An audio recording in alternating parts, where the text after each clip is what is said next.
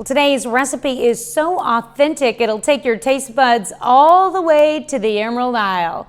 Howard shows us how to make Boxty in the Mr. Food Test Kitchen. Happy St. Patty's Day. For many of us, today we'll be cooking up corned beef and cabbage. But this year, instead of serving up the typical boiled potatoes with it, how about serving an Irish favorite called Boxty, which are potato pancakes like you've never had before.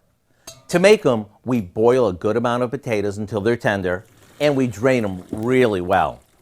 While they cool, we grate some more potatoes and toss those into our potatoes that we've just mashed, along with a chopped onion, flour, and some salt and pepper. After that's mixed, we stir in an egg and a bit of milk.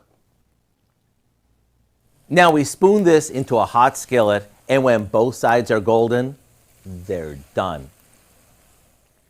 As a matter of fact, these are so good there's an Irish limerick that goes hand in hand with them. Boxty in the griddle, Boxty in the pan. If you can't make Boxty, you'll never get a man.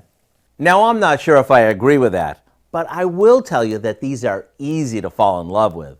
Maybe serve them with our mushroom onion stout gravy and dig in. To get the recipe for Boxty and the gravy to serve over them for St. Patty's Day or any other night, all you have to do is go online. I'm Howard in the Mr. Food Test Kitchen, where today we found an Irishman's favorite way for you to say, ooh, it's so good. I don't know about you, Howard, but I've got my corned beef and cabbage cooking in my crock pot as we speak. And you can find this recipe along with a lot more good food from the Mr. Food Test Kitchen online. Just go to our website at KOAMnewsnow.com.